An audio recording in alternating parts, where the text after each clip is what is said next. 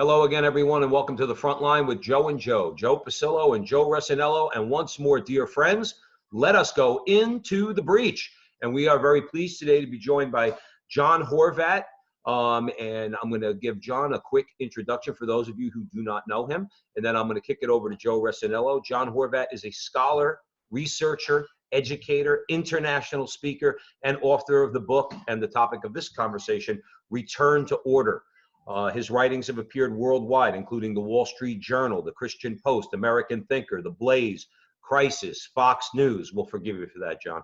The Washington Times, as well as other publications and websites. He gives more than 150 radio and TV interviews annually. So we're very honored to be counted amongst that 150, John. He's the vice president and member of the board of directors of the American Society for the Defense of Tradition, Family, and Property. He's a member of the Association of Christian Economists, the Philadelphia Society, the National Association of Scholars, and the Catholic Writers Guild, as well as an Acton University participant. So, John, welcome to the front line with Joe and Joe. We're glad to have you. Great to be on the show. Thank you. So, Joe Resinello, I'm going to kick it over to you, and we're gonna get into what it means to return to order and why we need to. John, it's our practice. We always begin with prayer because all good things start with prayer, and this is a good thing. In the name of the Father, Son, Holy Spirit, amen. Amen. Remember, O most gracious Virgin Mary, that never was it known that anyone who sought your help or sought your intercession was left unaided. Inspired by this confidence, we fly unto you, a virgin of virgins, our mother. To you we come, for you we stand, sinful and sorrowful.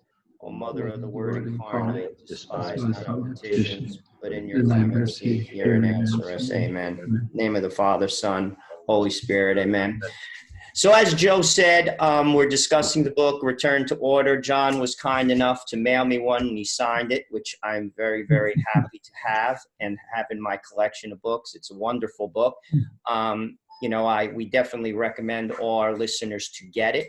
I think it proposes many, many, many important ideas, many also solutions, which we're going to get to as well.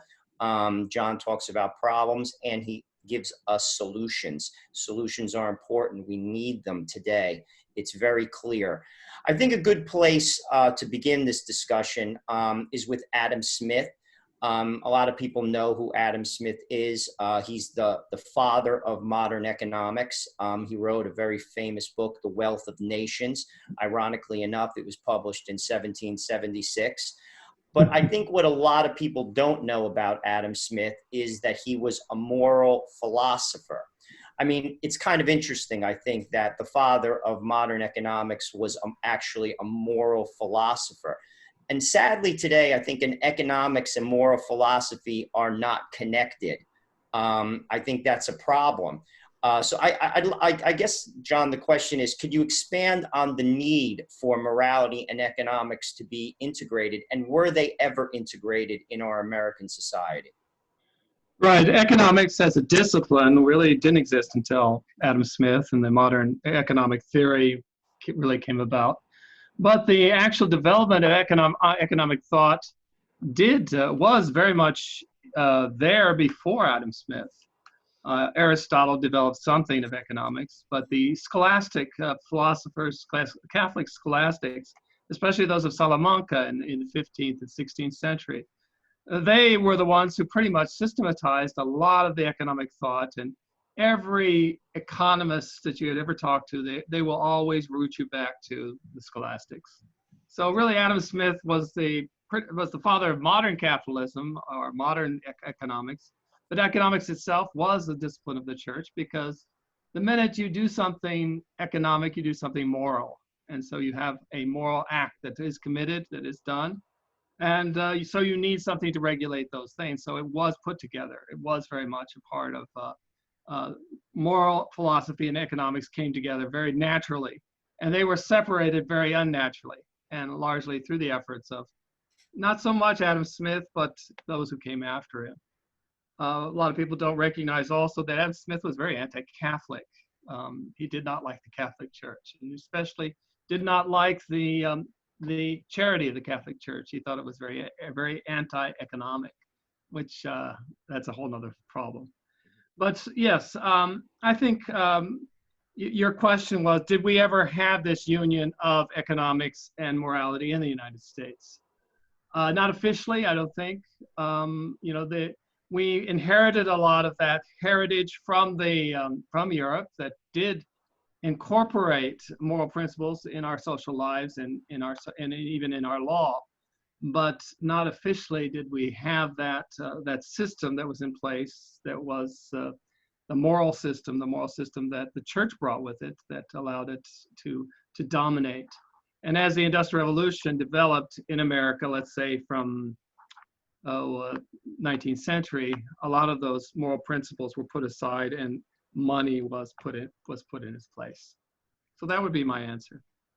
Well, I think that's a good one. I mean, it's sad how people like things get disfigured, Mm-hmm. like how something in its original form, properly working, and like was in one way, and then in another way, like through obviously greed, through selfishness, it got distorted. And I think that's where we are now. Well, doesn't it seem to be that's I mean, that's what we grew up with.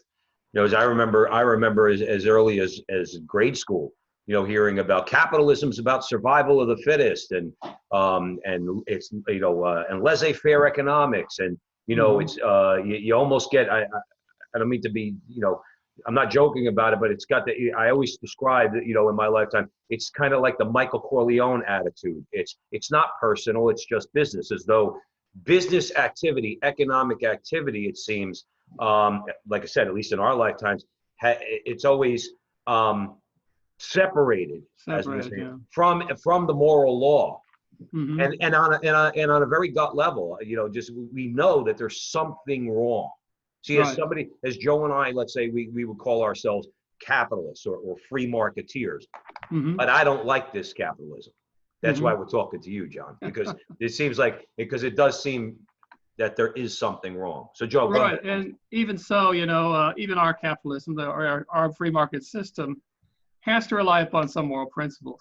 There's really no such thing as a pure market theory that only considers the numbers and crunches the numbers. I mean, there are a lot of people who do that, but a real economy has to have some kind of moral basis, or else it really doesn't function. And we do have, people, owners, small business, even big business, in which they do take care of their workers, in which they do consider some moral principles, but it is not the dominant philosophy and not what's taught in a lot of the economic schools. It's funny. It's something we've touched on our show time and time again. Obviously, we're all Catholic men. John, I don't know where you went to school, but I would pretty much bet you have a Catholic education. Yes.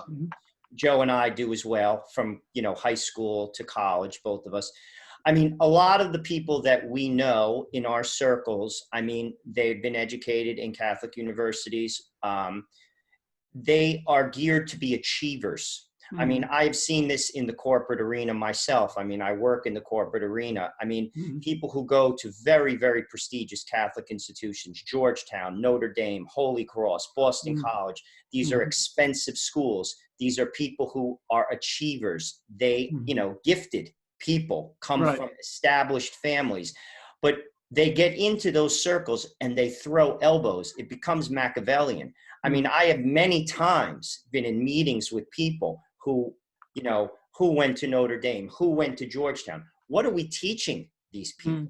I mean, I kid you not. I mean, and I've been on the wrong end of it, like more times than I want to admit. And then you just say to yourself, like, what is being taught to our, young people in these schools? And then also, I think it's up to parents. Parents want achievers. I always say this. I mean, I'm expecting my 4th child in 3 weeks. I want my kids in heaven. Right. Like, I want them to reach their potential, obviously. I mean, as all parents want their children, but at the same time, that's secondary. You could live a very quote unquote middle-class life and go to heaven. As opposed to live a fancy life, throw elbows, treat people like trash, and go to hell. Right. I don't want to be there. Their economics probably mirrors their theology that they teach there as well, because their theology is pretty much a materialistic, idea of life, and some of these Catholic universities, they don't believe in hell. They, do they believe in heaven? Or if there is a heaven, what kind of heaven it is? It's hard to say. This is something, and you would have more insight on this than I, but this is always my view. I work at a big company. I always have. It's a big bank, and I've worked in banking. I found once a company goes public and there's a share price, the humanity is removed. Yeah. Now, on the opposite side of that, say the three of us owned a marble company. John, you are a marble expert. You're the buyer. You go to Italy. You buy the marble. Joe runs the workers in the warehouse, and I handle the finances. We have a successful business across 3 states. We could be human to our workers. It permits that. But once the company goes public and the dividend and the board drives, humanity is removed. Right. Am I off on that? Yeah, I mean, the quarterly report is what really moves a lot of those companies. And so, yeah, the tendency is definitely there. I mean, it's definitely there. And you, as you say, you are in there, you know it, you see it. I definitely agree. Because Joe Pasillo has said we need a nation of shop stewards, like nation shopkeepers. yeah, like it would be like almost like a nation where like humanity came back into business, where like I provide a service, I take pride in my work, I take care of my employers and my I guess my peers and my employees, whereas that just is not existent in the corporate environment. You are a line on a spreadsheet. Profits are down. I mean, I'm waiting for with this virus, not for nothing. Thank God I'm still working. Joe has been laid off with his company. I mean, come December, when the bank doesn't make money, they're going to take their pound of flesh, whether it's me or somebody else. That's sadly the way it works. Right. And that's where we're at.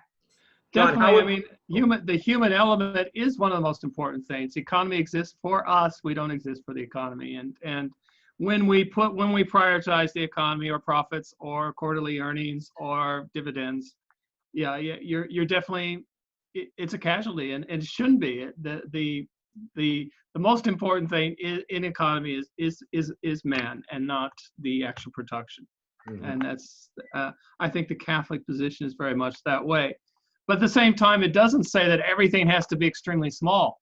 You can have huge and large and medium. In fact, the best is a spread of large, medium, and small size companies and properties if you're going to have a very balanced economy, because you have different peoples who have different abilities to run businesses. And some people can run huge businesses, and let them.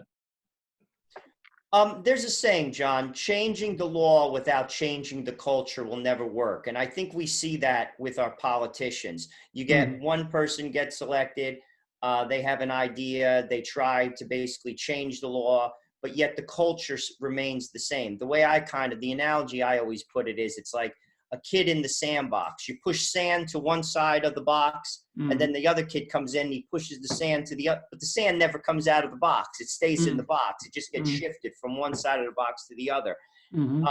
Could you kind of talk a little bit about that? The need to change the culture first, which will then drive changing the law. Right. Law exists for us to facilitate matters. And the Catholic concept of law, it's interesting. They used to say, the medieval law, they said they did not make law, but they found law.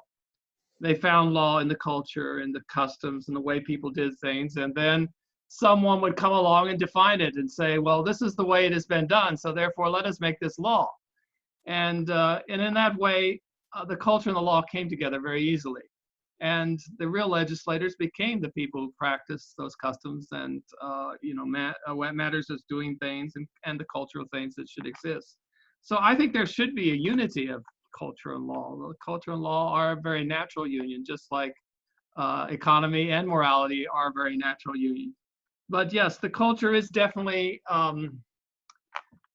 part of the whole, a very, very important part of the equation, because it is the medium by which we live, and and by which how we feel comfortable and practice and should be practicing virtue. So I would say, obviously, culture is what should moderate or regulate law, and law should follow culture. And that is one of the big problems today. Culture, the law sometimes imposes itself upon the culture and says this is the way it's going to be, and you either accept it or you don't. It's very much a wrong conception of law, that law is made by men and made by the people, and law is not a reflection of natural law, which is given to us by God and written in our hearts. So it is. And that's a great lead in to the next question, because the natural law applies to everyone, all men. Mm-hmm. I do a lot of different things in the church, teaching, and I always say to people, as gravity applies to everyone, you don't have to believe in gravity, but what I would say then to somebody, then jump off the roof and see what happens when you hit the cement. It applies to you. It's the same thing with natural law. Mm-hmm. Whether you agree with it or not, it still applies to you, and it's in the hearts of every man. And I mean, it's also, I think, like indisputable that our country was established by Judeo-Christian values. Mm-hmm. I've said this on our show, Joe and I, time and time again. Every single state, in the preamble of that state, the first sentence contains the word God. In every state in the United States of America, it's just interwoven. And the 10 Commandments are the building blocks. Yet, sadly, there are segments in our society that push away these building blocks. Why is that important, that we should basically adhere to those 10 commandments? Because I think they're interwoven into our laws currently, whether people realize it or not, as well as look to them as building blocks, not just for our society, but for the economy as well. Definitely. Well, I mean, the 10 Commandments are a summary of natural law. It's you take the 10 Commandments, they pretty much summarize natural law as it should exist, or as it should be followed by people. And so that is why it is intertwined in our law. The American legal system is based on English common law. It's very much interwoven into the English common law. And so it is to our benefit. I think that's the big thing. A lot of people think the 10 Commandments are commandments, and so therefore they are restrictive and dominating and tyrannical. But no, the 10 Commandments exist for our good. And when we follow the 10 Commandments, that is when we are the most happiest. So people tend to think, people need to have that in mind. The 10 Commandments are not there to make us miserable, but they're there to make us happy, prosperous, and to deal with the sufferings that come in life. It's not to say it's a magic solution for everything, the 10 Commandments, but they are the way in which God gave us. They are a participation in the eternal law. So yeah, it's very important for our society. You said something that's so important, happy. Like societies must have, there must be boundaries in life. John Paul II said that very distinctly. We're not completely free. People think this. They have this idea that freedom means to do anything. Absolutely not. Right. There has to be boundaries. All civilizations have boundaries.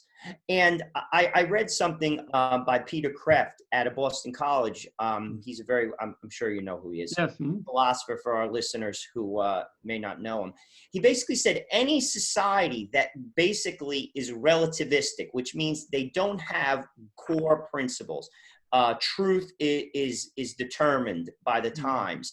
One of three things happens. They either change for the better, basically destroy themselves, and frankly, I can't remember the third thing, but I think everyone gets the idea. I mean, relativism, like if you look at history, like it just doesn't work.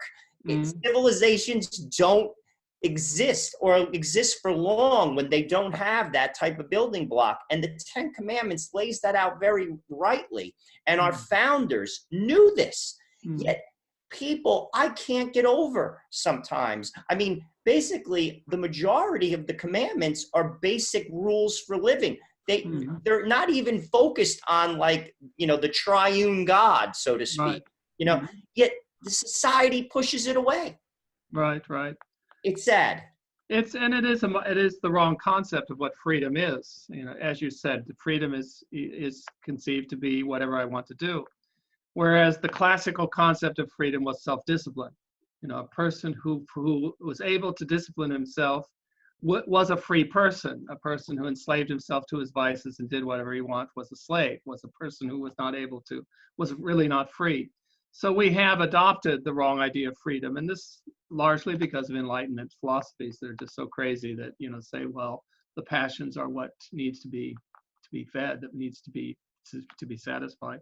You know, it's largely, it is a wrong philosophy that we are following, and these basic terms like freedom or equality, or, you know, a lot of the basic terms that frame our constitutional society are very ambiguous, and therefore are easily misinterpreted and misapplied, like we see today. Don't you see in our society, you know, you mentioned passions. It seems the right relationship would be that our reason governs our passion.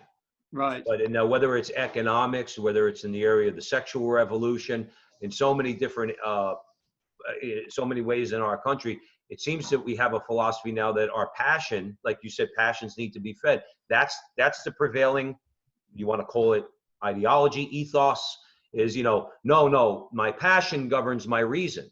Right. Which, as Joe mentioned, that can only lead down a very, very dark and destructive road, not just for the individual, but for society itself. That's one of the, I think that it's one of the things that Joe and I hammer on the show all the time. We need to stop feeding into this idea that we're animals who can't control ourselves. No, we have reason, intelligence, and will. Right. We can subordinate our passions to our reason. I try to explain to people that like you mentioned, you know, Augustine said, the rich man, though a king, is really a slave because he has as many vices as he has masters as he has vices. That's kind of like what we're living in, you know. Right. And Augustine wrote that 1,500 years ago. Human nature doesn't change. Yeah. But you know, just going a little bit back to what the other Joe said, is is that you know, natural law, you know, should teach us that, but largely because of a changing of natural law.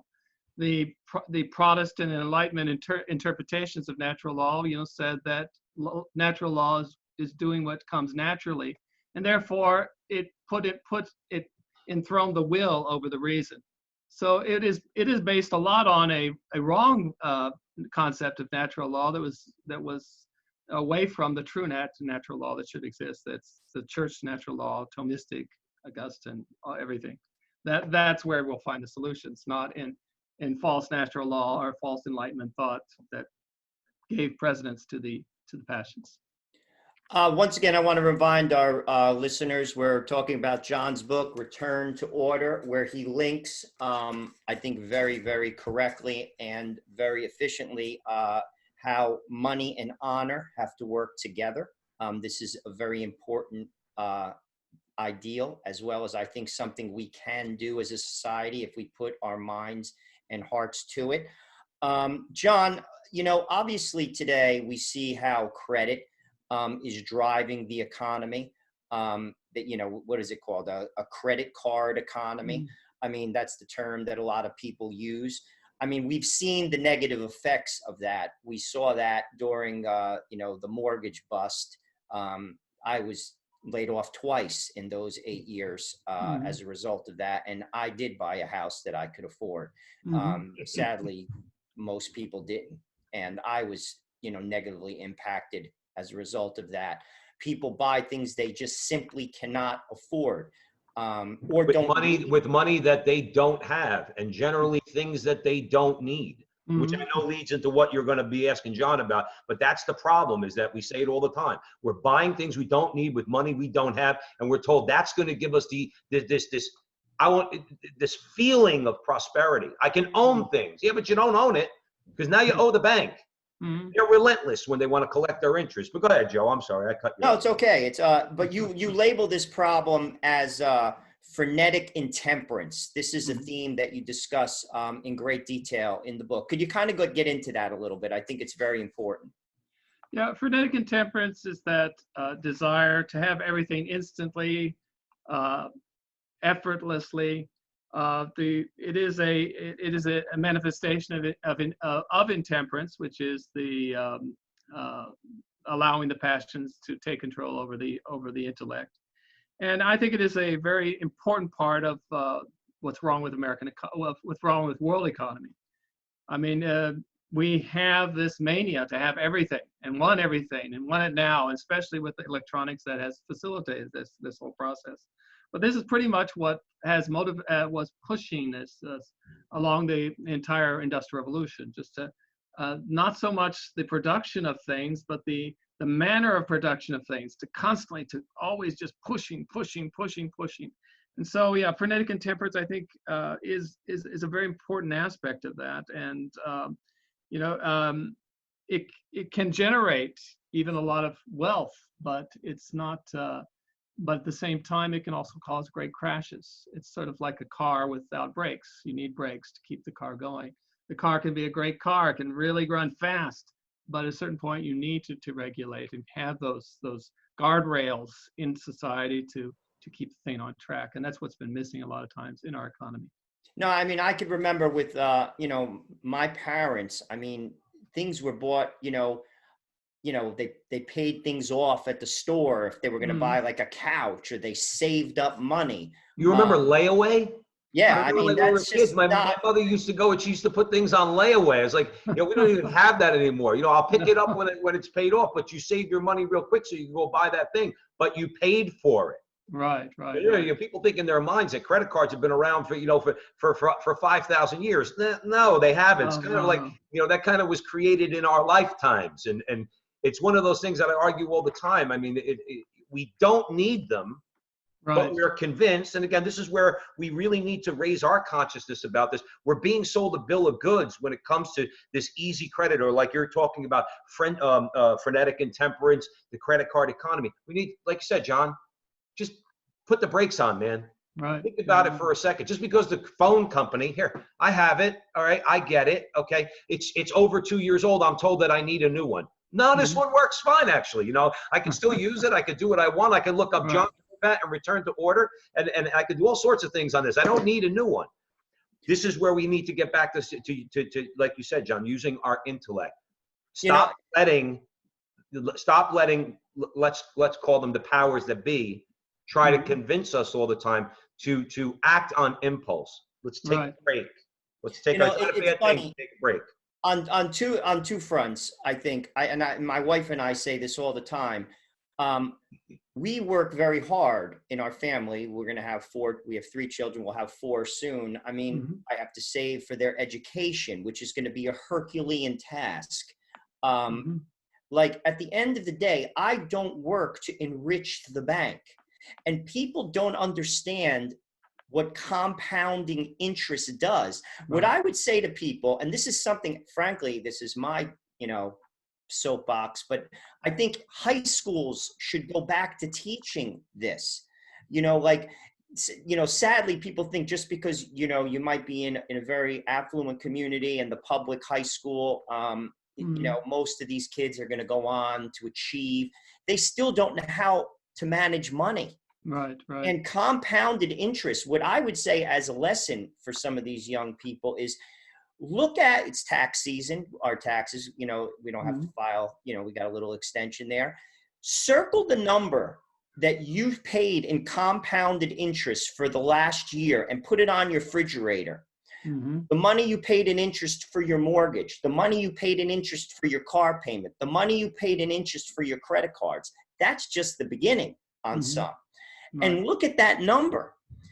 That's for the privilege of having that newest phone, that newest car. Is that what we work for?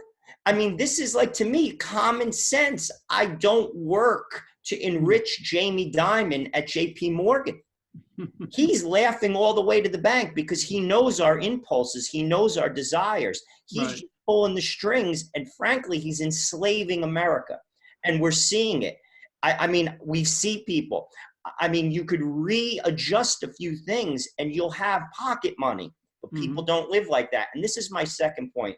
I was going to talk about it later, but I think it's a good point to discuss now, is we've lost who we are. You see, underlying this all is we don't believe we're children of God. A child of God does not have to impress somebody. I don't have to impress my neighbor that I have this car or this house. We are children of the market. We don't know who we are as people anymore. And as a result, it drives our spending decisions.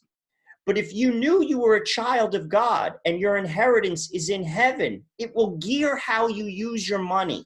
And that's not what we're seeing today.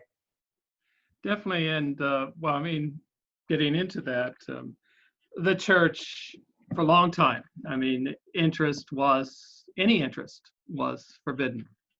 And, you know, people just say, how can that be? They don't understand it. And I think it's more of a cultural thing than an economic thing, because they did not have a consumer society, a consumer driven, let's say, this frenetic intemperance in society where they needed everything. And so a large number of those decisions were outside the realm of interest. And so, you know, I think that is the church, and the church was one of the first institutions in history that freed a lot of people from the slavery of interest and loans. In Roman times, it was just rampant. It was just destroying society. The loans and the interest and the people who were just hopelessly in debt.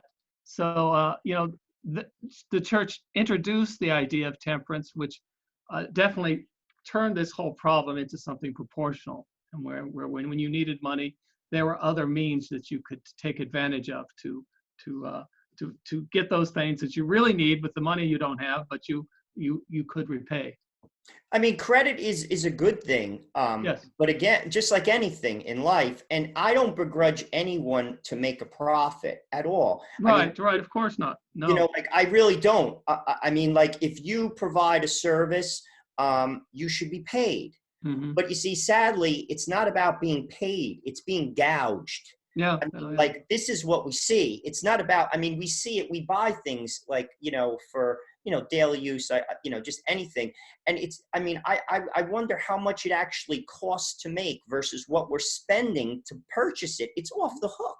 Right. And I mean, like, because people are not about, and we're going to get to this a little bit later in the discussion, it's not about the common good. It's not about I'm providing a service to the community. It's not about I'm helping my fellow man. And in fact, then I'm reaping a profit. It's about I'm going to gouge the living daylights out of you. I'm going to get rich, and too bad for you.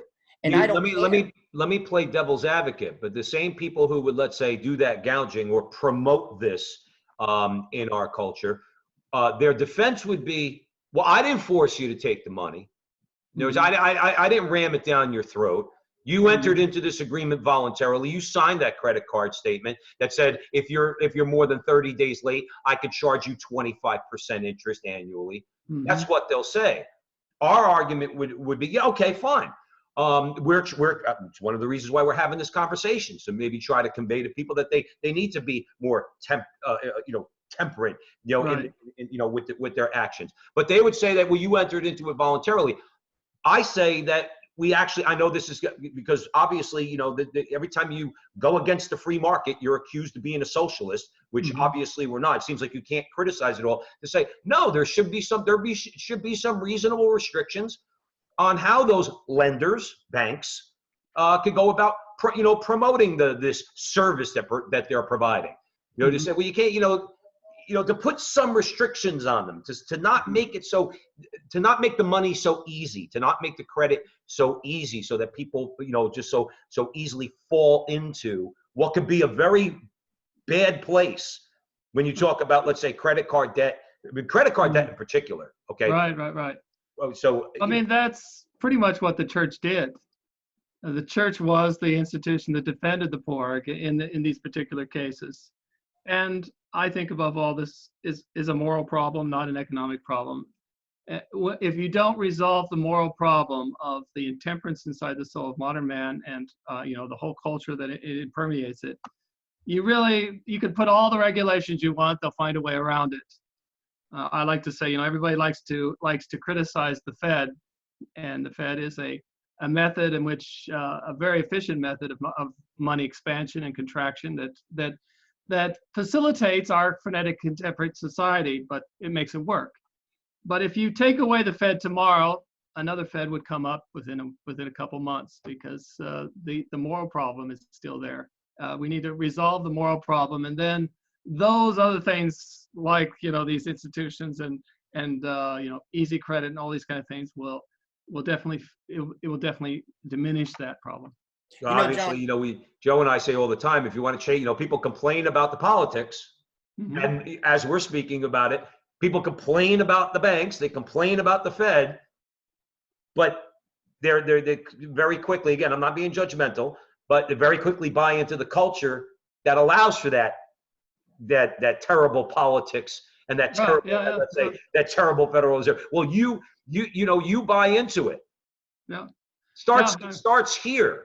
Yeah, exactly. It starts here, and then obviously you could make those larger changes, but it's got to start in the culture itself. In a temperate society, a credit card really probably would not function. It would not be able to function, because people would simply not say they would lose interest in it. That is where we need to that's where the real problems are solved.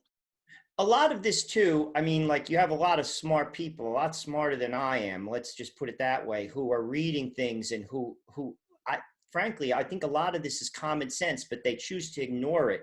Why, people like myself and Joe Pasillo, I think, agree with what you're saying, John, is I think it's helped me, and I think Joe would probably agree. Mm-hmm. We're sons of immigrants, Joe and I.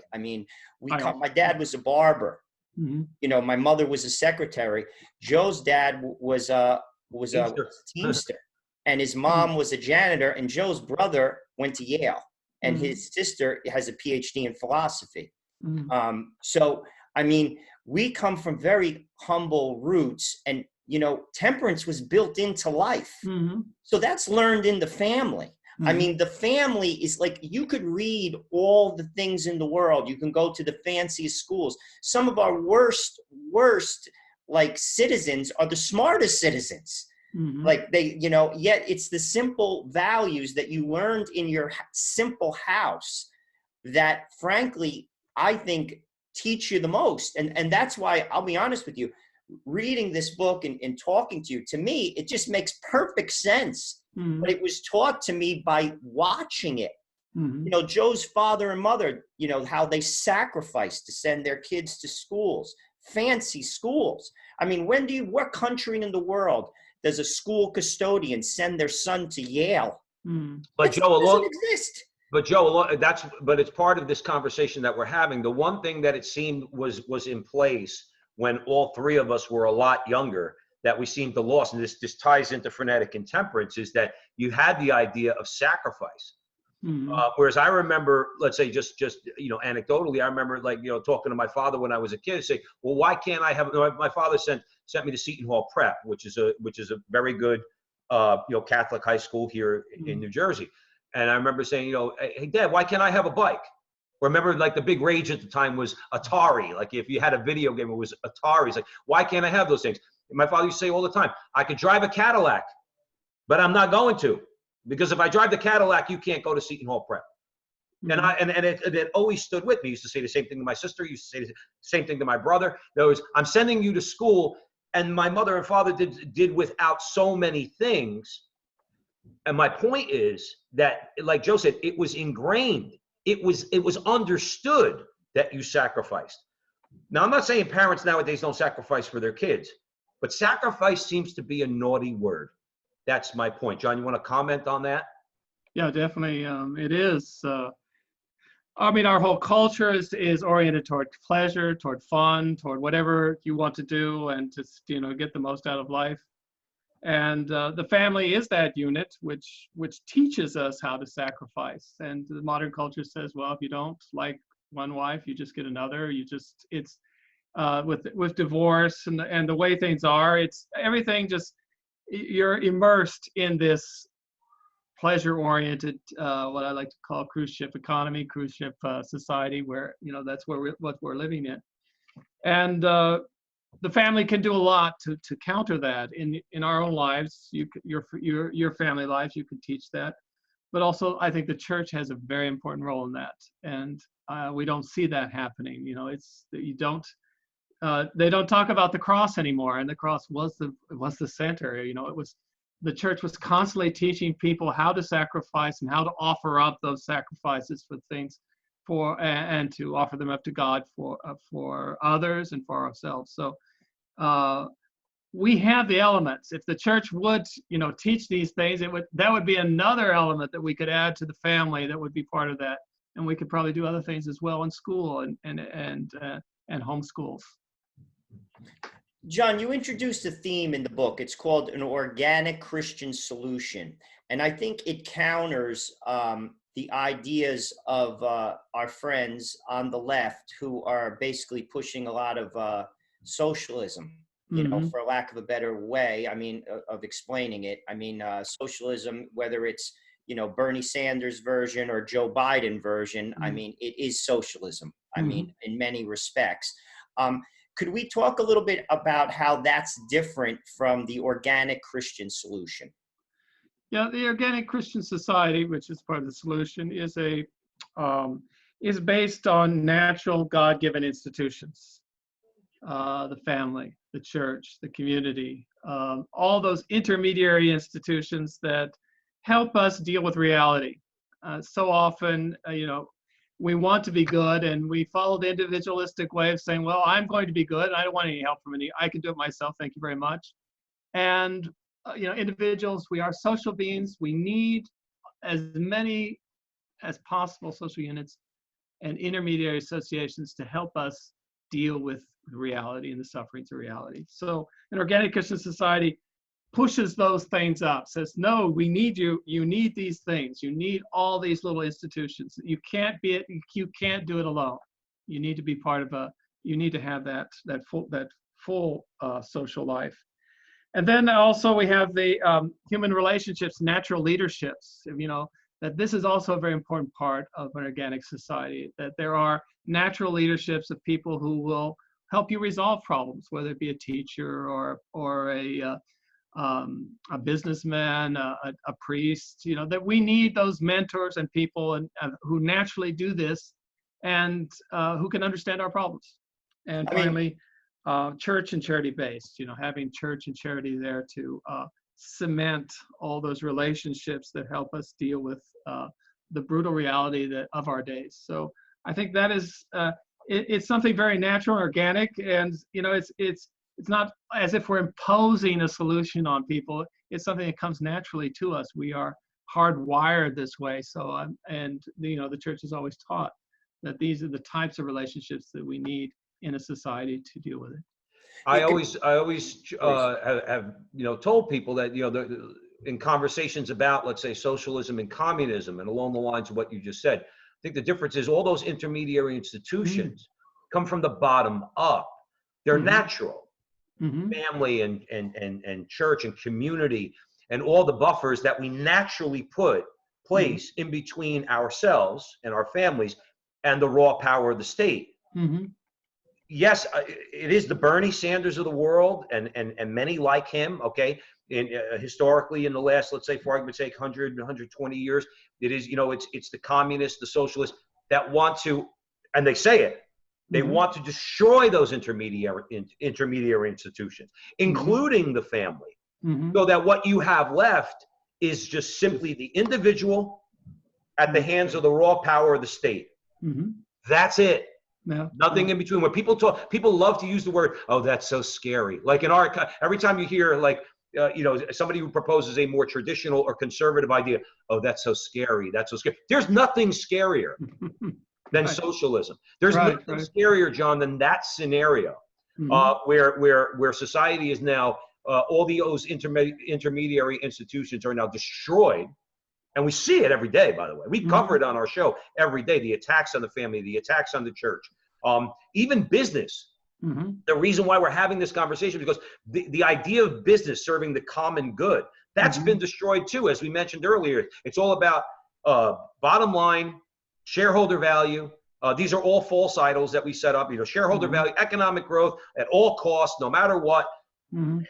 This is what people need to realize is without these things, we're all toast. Okay. But without these, and we need to get back to valuing these things. Absolutely. You talked about natural leaders, John, and I agree with you 100%. There have to be figures where people go to. They set an example. They sacrifice for the whole. That's lacking. I mean, that used to be dad. You know what I'm saying? Sadly, that was dad. Whether dad was a janitor or dad was a corporate lawyer, dad, you watched him do that. Right. That's gone. That's like, I always laugh. I mean, I've been in many meetings, people, they always talk about leadership. They're managers. Anyone with a cold heart can manage people. You manage them through economic violence. You don't do this, John, I don't pay you. So guess what? John and Joe does it because we have to be paid. Why? Because we have to eat. But a leader is something very different. A leader is someone who motivates. A leader who's someone people look up to. Based like Roger Staubach. He was a leader. The man was gifted beyond all telling. I mean, I won't. He was a cowboy. I'm not going to go there. But at the same time, Roger Staubach, gifted man, goes to the Naval Academy, wins the Heisman Trophy, but then goes to Vietnam for 5 years. Right. I mean, this is the type of man that we need, or woman, that people have to look to and say, this guy, he's so gifted. And yet he's sacrificing for the greater good. That's gone.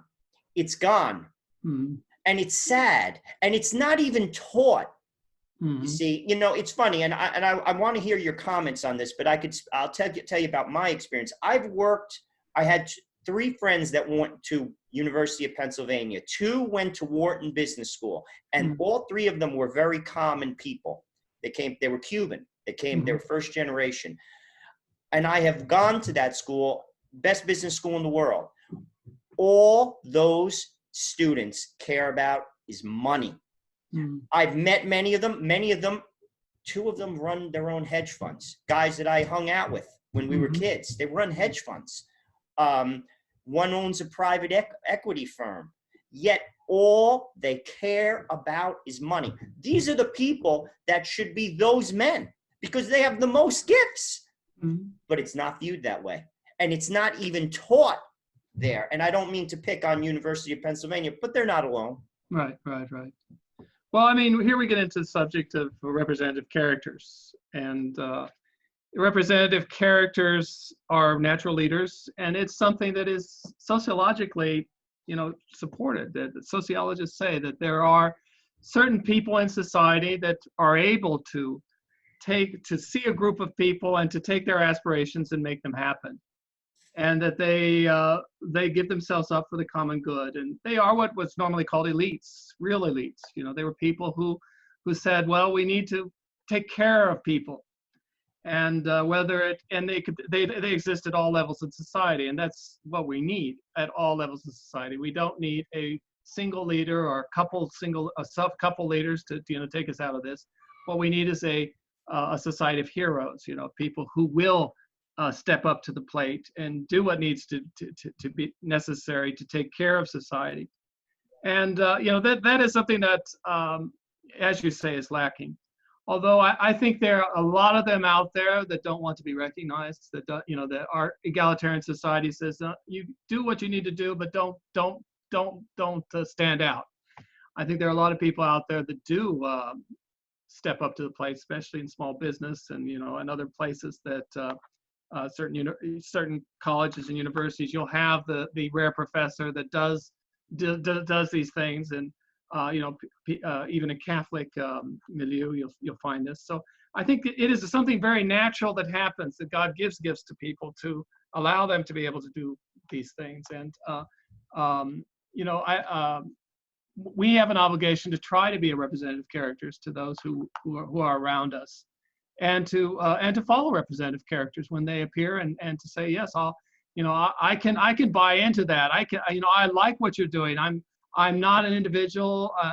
I'm not just myself. I am part of a society, and your solution is something that's going to help us. So I will, definitely go along. That's, a couple weeks ago, we did an interview. You probably know who he is, on Father Vincent Capodanno. yeah. Great interview. We interviewed one of the guys that fought with him side by side when he died. And this was a man who, I mean, his life blows you away. Yeah, instill confidence.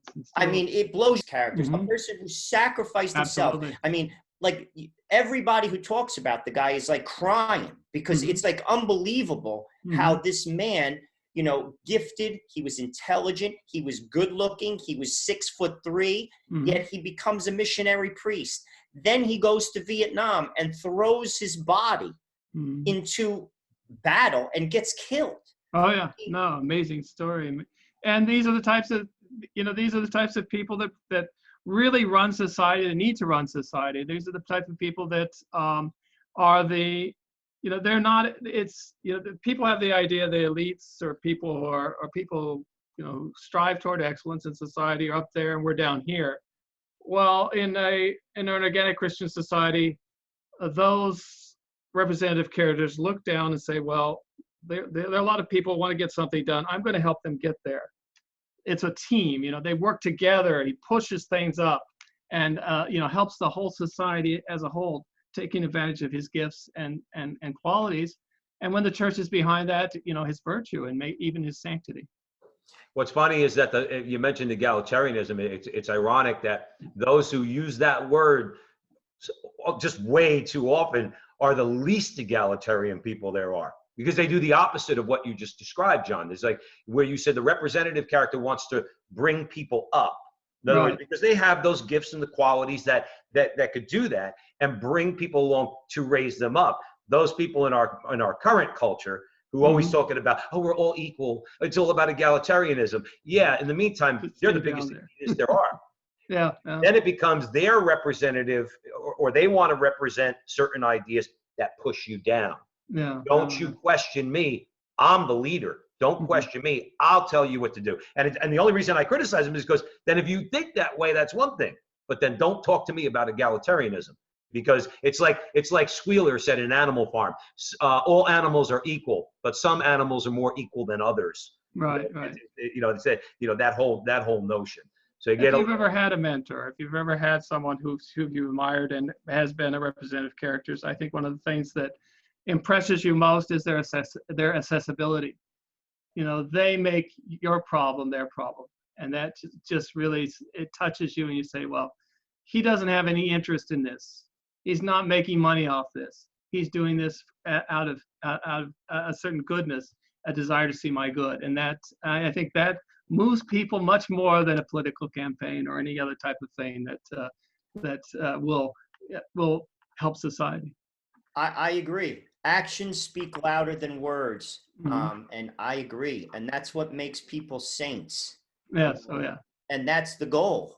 I mean, like Benedict XVI said that. He said, it's the saints that change the world. And I agree with that.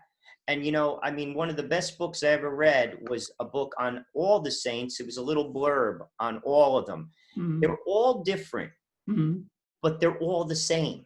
And they are the movers, the saints. I mean, if you look at, like, say, a Mother Teresa or a Saint Francis, what they accomplished in their lifetime it's unbelievable. I mean, like, if you look at the missionaries of charity and you brought that to like a Harvard business study and you said they make nothing, they sell nothing, yet they're in 135 countries in the world and they feed 600,000 people a day. How's that explained? Right. How's that explained? I mean, the current superior general, she's a German for the missionaries of charity. She'd be making in a nonprofit. Right. Yeah. Sure. $1 million a year. Sure. No, she runs $1 million a year. Yet she makes nothing. She owns 3 outfits and washes her clothes by hand. Right. I mean, this is the most efficient thing I've ever seen in my life. It boggles the mind. Right. John, let me ask you a question, just on a very on a fundamental level, when you talk about representative characters, I mean, this may seem obvious, but this is what I think is really, when we're looking at, let's say, some of our problems and then what the solutions might be. But shouldn't the father, on a most basic level, the father of a family be the most representative character? When you, let's say, if you could look at the community in general, you could look at the society in general, but on its most fundamental level, we need more representative characters when it comes to fathers in America. Definitely, because the father's role is to direct the family, which is that group, and he sees where that family needs to go and their aspirations, their desire to where they desire to go, and funnels them to the place where they need to go. So every father in some way is a representative character. And, in society, a Catholic society uses the family as a model, so that even this society, a nation, has something of family involved in it. And, it's a type of family relationship. And so there are other figures that would model the role of the father. It's not too much to say that the leader of a country should be the father of a country. That should be his natural role, not, you can't take it too far, but you can see it is a metaphor that really applies to any type of leader. Unfortunately, fatherhood has become a bad word in our society. Patriarchy. Fatherhood's become a bad word. Can't say that, John. Don't say that. I think what works against what you're saying is the idea of individualism. Yes. We all, as Americans, we're individual. Clearly. But I think that word, like many words in our society, has been twisted. The individual is now the center. It's basically good for me, too bad for you. This is an example I've used in different Bible studies I've led. Like, say you're a brain surgeon, you're brilliant, you're a brilliant man, you've been gifted, and that person should serve. First, he has to serve his family, but they have to have a responsibility to the society. That's something that Jesuit schools, they always say at University of Scranton, where I went, it was on the library. Those who've been given much, much is expected of you. This is lost. And Christ teaches this very clearly in the gospel. The man with the 10 talents, the 5 talents, and the 1. I take Jesus at his word too. I try to. And we'll be held to that standard. But that doctor, in too many respects, he then goes into the corner and says, good for me and too bad for you. Now, I'm not talking about socialism. He should be able to achieve, but he has a responsibility. And something that's been impressed upon me. My dad was a barber, yet I got to go to college. We owned a house. That doesn't happen anywhere in the world. I got married late in life, and I've traveled a lot to poor countries. I've done some missionary work. And I can remember being in Vietnam, seeing a man cutting hair on a crate. And I said to myself, that man probably has a son. God put me in the state of New Jersey. My father's a barber, and so is that kid's father. Yet I've been given a great responsibility. And it was burned into me that I will be held to that responsibility when I stand before God. And I must, in my own way, and who am I? I'm not shaping the world, but I'm trying to do something. This is all of us. And we don't see that. It hasn't translated in the gospel, which Christ clearly lays out to us. Those who've been given much, much is expected. Who am I? I was born a common person, but here that kid is. That father doesn't even have a shop. And I think individualism works against that. Could we talk about how that word has been twisted? Yeah, I make the distinction in the book, Return to Order, between individuality and individualism. Whereas individuality is that development of the qualities of the individual towards a certain end. So it's a good thing to have individuality, because you are helping yourself to help others to develop the qualities that you have and hopefully use for the better, but always in a moral sense. Whereas individualism says, I am the center of the world, and the world exists for me, and my relationships with others is to the extent that it is to my self-interest. And, it is an immense problem, because the basic unit of society is not the individual, it's the family. Individual alone cannot do anything of itself. It cannot sustain society. It cannot perpetuate society. A single individual will die, and that'll be it. You need the family as the basic unit.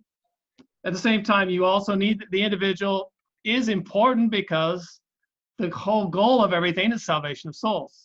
And you can only save your own soul. Nobody can do it for you. You as an individual have responsibilities and duties and moral culpability for everything you do. So the individual is part of society, but it is not the building block. It's not the basic unit. And that has been the whole problem. That is Enlightenment thought. Enlightenment thought, and to a certain extent, Protestantism, took away those unities, that the union that should exist with others, and to help us toward our work towards salvation, and made the individual a god. And so it's not an easy thing to fight, because our whole society is based on that. The whole consumer focus is on individualism and stoking that individualism and turning people into people to say, well, I am a god, and everything exists for me. Mm-hmm.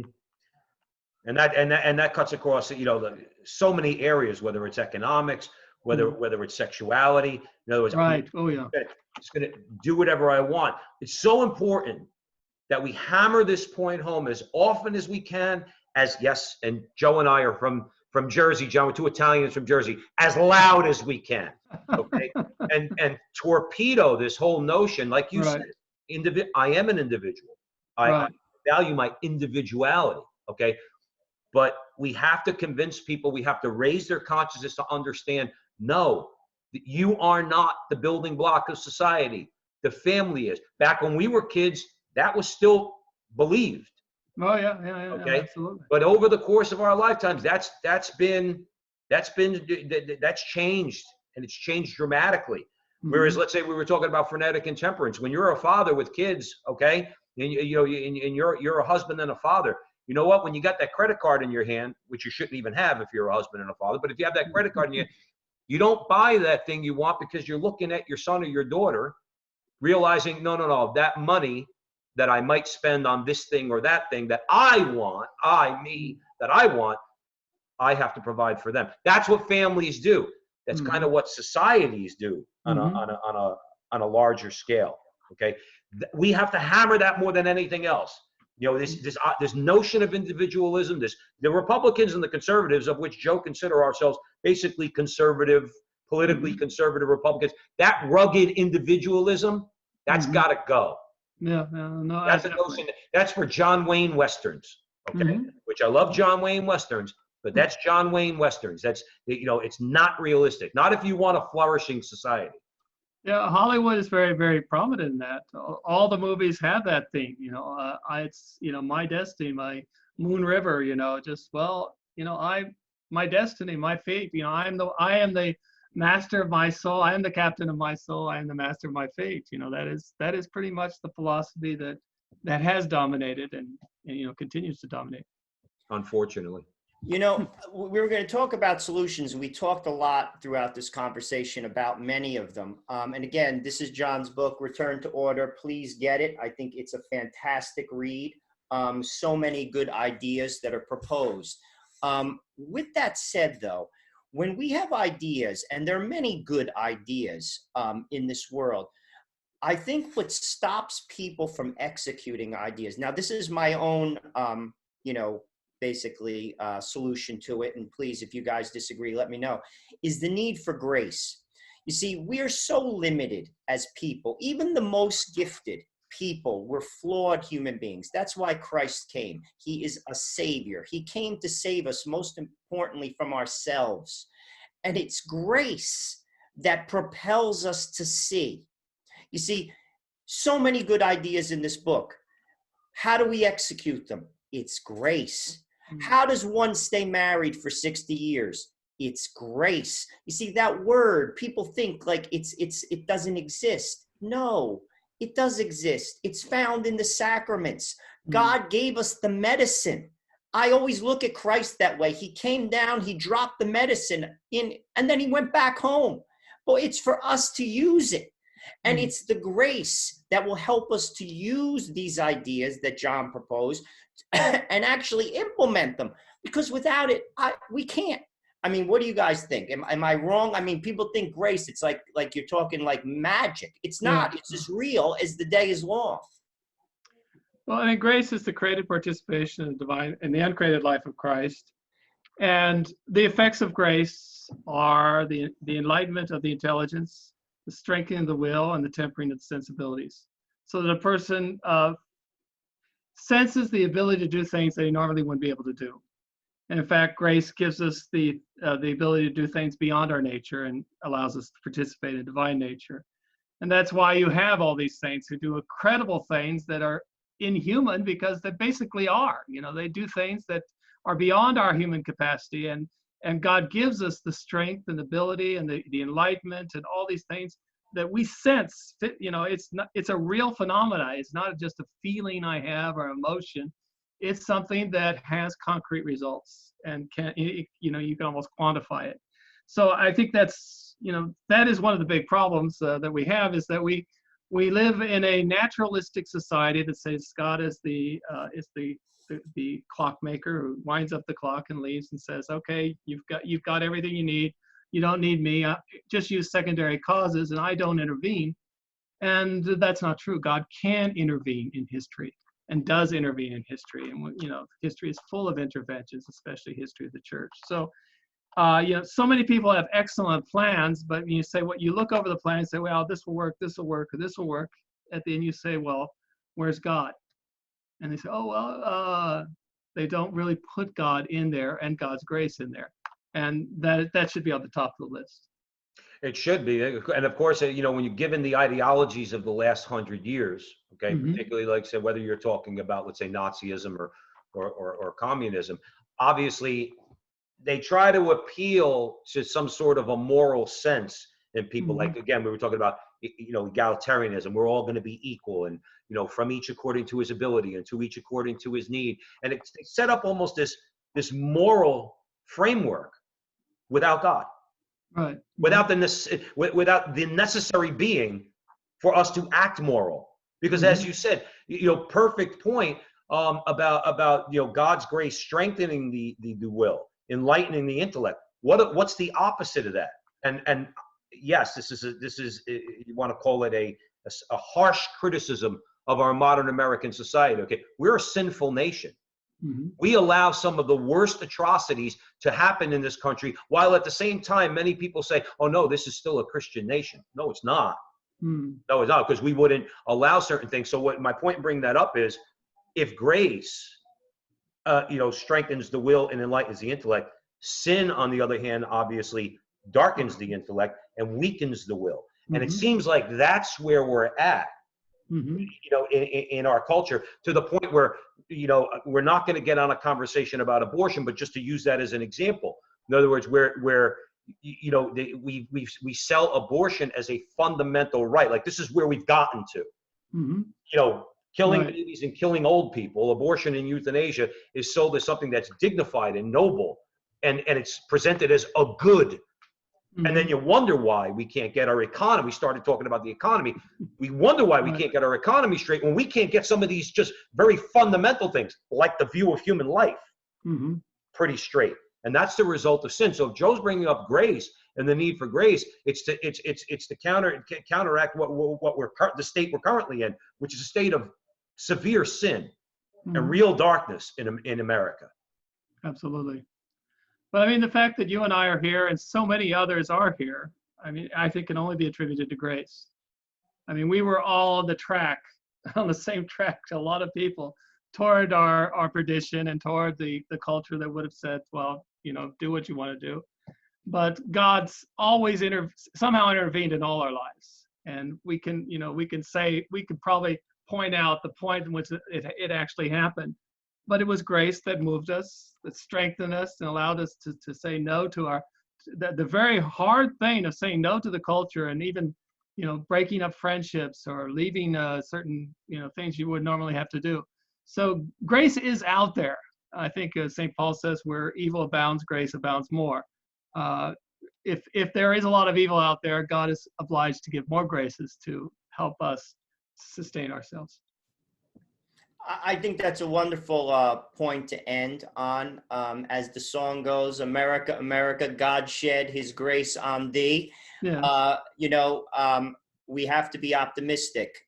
This country was founded upon revolutionaries.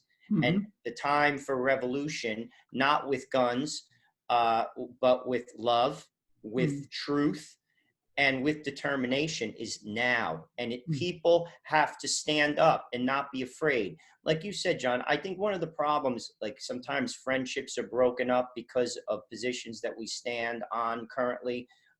We take our faith serious. We can't be afraid to be hated. Now, that we don't want to be hated. I don't want to be hated. It's natural to want to be included. We learn that in the schoolyard when we're 5. But we can't be afraid from the cardinals in our country to me, living in suburban New Jersey, going to work, me and my wife, trying to grind it out. We have to be individualistic, but at the same time working towards the common good. And we can't be afraid to be hated. What Christ said, what did he say? I think he said it 365 times in the Bible. Do not be afraid. He said it for every day. So I think that's a good message for all of us, not just the listeners who are hearing our conversation, to not be afraid that Christ is with us and that we can change our society with God's grace. I think that's possible. Oh yeah, it is. I mean, and I think it's going to involve suffering. It's going to involve a lot of. It's going to involve a lot of suffering. It's our solution is a prodigal son solution. The prodigal son did not have, his problem was not a moral problem, but an economic one. He ran out of money, and then he started thinking, well, I did something wrong. Maybe I should go back to the Father's house. I think we might be in the same situation, that we will find ourselves thinking, well, where did we go wrong? And the Father's house is always there. That's an excellent place to end. John, where could people buy your book? You can go to www.returntoorder.org. Returntoorder.org. There you'll find the book in the hardback, softback, audio, ebook, workbook form. And there's also a blog there with links, commentary about based on the book of modern events. So you can go there. Okay. And Joe and I encourage everyone to read the book. I listened to it on audio. A friend of mine, good friend of mine, gave it to me last year, I think, or a year and a half ago, and I listened to it on audio. Joe bought the book. We encourage all of you to read Return to Order, because if there's one thing that we need in this country and in the world in general, we need some order, because it's not just in the culture, it's also in our economics, and John addresses all this in the book. So we want to thank John Horvat for joining us here at the Frontline with Joe and Joe. Please, everyone, follow Joe and I on Facebook at the Frontline with Joe and Joe, and also on YouTube. You could search YouTube for the Frontline with Joe and Joe. You'll see all of our bombastic videos and our interviews with great people like John Horvat. And remember that our conversation is your conversation, and that conversation is going on everywhere. We'll see you next time.